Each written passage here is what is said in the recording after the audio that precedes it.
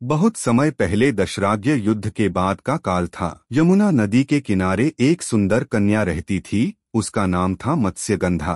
वह मछुआरे की पुत्री थी और नाव चलाकर लोगों को नदी पार कराने का कार्य करती थी। उसके जन्म के समय उसके शरीर से मछली जैसी गंध आती थी, इसलिए उसका नाम पड़ा मत्स्यगंधा। लेकिन वह रूप और तेज में अद्वितीय थी। उसकी आंखों में एक अद्भुत चमक थी और उसकी चाल ढाल में दिव्यता झलकती थी। एक दिन महान महर्षि पराशर वहां पहुंचे। वे महर्षि वशिष्ठ के पौत्र और महर्षि शक्त के पुत्र थे। वे गहन तपस्वी, योग बल और दूरदर्शिता से युक्त थे। जब पराशर ऋषि ने नाव में बैठकर मत्स्यगंधा को देखा तो उनके योग बल ने संकेत दिया कि यह कन्या साधारण नहीं है। उसके गर्भ से ऐसा दिव्य पुरुष जन्म ले सकता है जो आने वाले युगों में धर्म और ज्ञान का दीपक प्रज्वलित करेगा। नदी के बीच पहुंचने पर पराशर ने मत्स्यगंधा से कहा, हे सुंदरी, तुम्हारी कोख से एक महान आत्मा जन्म लेना चाहती है। यदि तुम मेरी आज्ञा स्वीकार करोगी तो जगत को अमूल्य ज्ञान मिलेगा।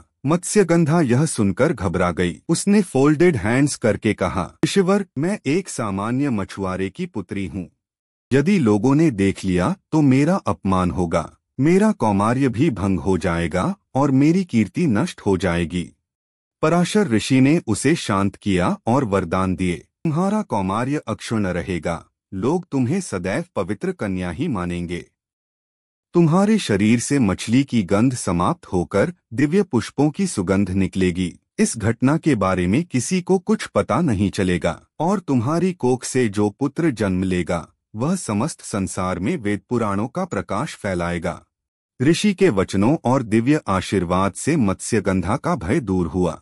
उसी क्षण यमुना तट पर उनके मिलन से एक तेजस्वी बालक का जन्म हुआ। वह बालक कोई साधारण नहीं बल्कि कृष्ण द्वैपायन वेदव्यास थे, जिन्होंने आगे चलकर 4 वेदों का संहिताकरण किया, 18 पुराणों की रचना की और महाभारत जैसा महाकाव्य लिखा।